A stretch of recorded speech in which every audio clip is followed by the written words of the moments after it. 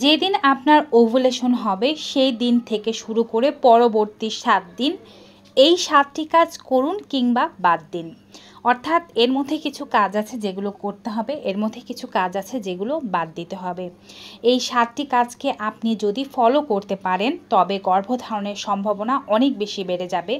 যারা বহুদিন ধরে গর্ভধারণের চেষ্টা করে আসছেন কিন্তু বিফলে যাচ্ছেন, তাদের জন্য এই ভিডিওটি খুবই গুরুত্বপূর্ণ।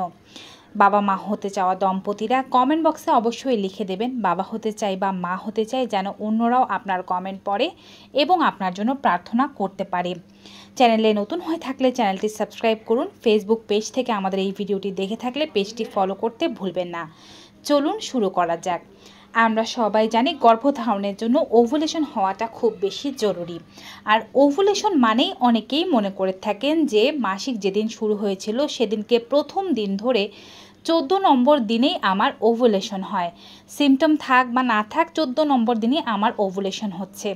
অনেকে আবার সিমটম দেখে মনে করেন যে হ্যাঁ, এই দিনই আমার ওভুলেশন হবে, তারপরে আমার আর কোনো কিছু করার দরকার নেই। এখানেই অনেক বড় একটি ভুল করেন।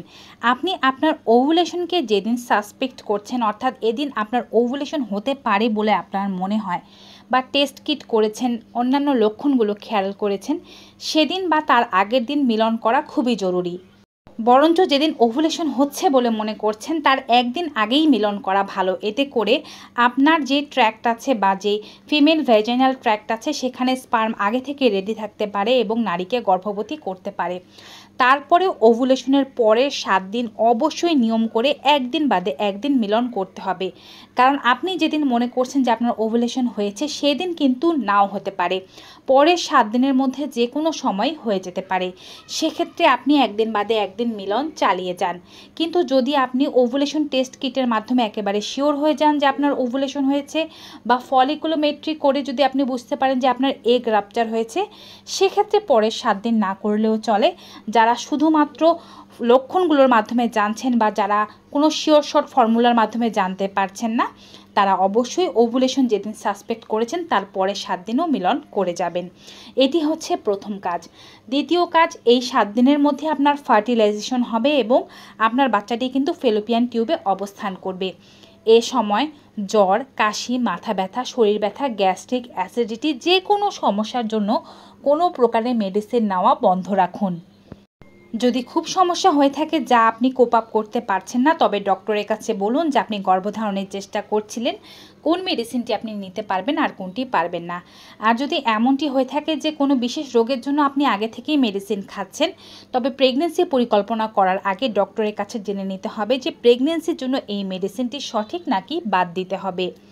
তৃতীয় যে কাজটি করতে হবে বা বাদ দিতে হবে সেটি হচ্ছে এই সময় এই 7 দিন বিশেষ করে কোনো প্রকারের ক্যাফেইনযুক্ত খাবার খাবেন না। সেটি হতে পারে চা, হতে পারে কফি কিংবা হতে পারে কোনো সফট ড্রিঙ্কস। এই খাবারগুলো পরিহার করার চেষ্টা করুন। পাশাপাশি মদ্যপান ও ধূমপানের অভ্যেস থাকলে সেটিকেও আপনি এ সময় পরিহার করবেন যেন আপনার গর্ভধারণে কোনো সমস্যা না আসে। এর পরবর্তী যে কাজটি বাদ দিতে হবে তা হচ্ছে এই 7 দিনের মধ্যে অবশ্যই আপনাকে ভারী কোনো কাজ করা যাবে না। ভারী এক্সারসাইজ, ভারী কোনো কাজ, খুব বেশি লাফাকুদো করতে হচ্ছে এমন কোনো কাজ বা দূরের জার্নি যেখানে যেতে খুবই কষ্ট হচ্ছে, এই কাজগুলো এ সময় পরিহার করার চেষ্টা করতে হবে। পঞ্চম কাজ হচ্ছে স্ট্রেস মুক্ত থাকতে হবে। আপনি এই 7 দিনের মধ্যে স্ট্রেস নিলেন মানেই আপনার গর্ভধারণে বাধা আসবে, আপনার একটি সঠিকভাবে ফার্টিলাইজই হতে পারবে না। আর যদি ফার্টিলাইজ হয়েও যায় সেটি কিন্তু কখনোই ইমপ্ল্যান্ট হতে পারবে না, তার মধ্যে ডিফেক্ট দেখা যেতে শুরু করবে। তাই এই 7 দিন কোনোভাবেই কোনো প্রকারের স্ট্রেস নেবেন না, সম্পূর্ণ নিজেকে চিন্তামুক্ত রাখার চেষ্টা করবেন। ষষ্ঠ কাজটি হচ্ছে এই সময় অবশ্যই আপনাকে সঠিকভাবে ঘুমাতে হবে। রাতের বেলার 8 ঘন্টা ঘুম এ সময় খুবই বেশি জরুরি। 8 ঘন্টা যদি ভালোভাবে ঘুমাতে পারেন এবং দিনে যদি 1 ঘন্টা বিশ্রাম নিতে পারেন, সেক্ষেত্রে গর্ভধারণের সম্ভাবনা খুবই বেশি বেড়ে যায়।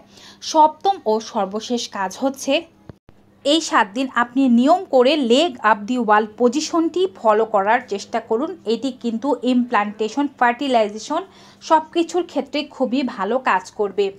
এর জন্য আপনি ইউটিউব থেকে কিংবা গুগল থেকে কিন্তু খুব সহজে লেগ আপ দি ওয়াল পজিশন কিভাবে করতে হয় তা জেনে নিতে পারেন।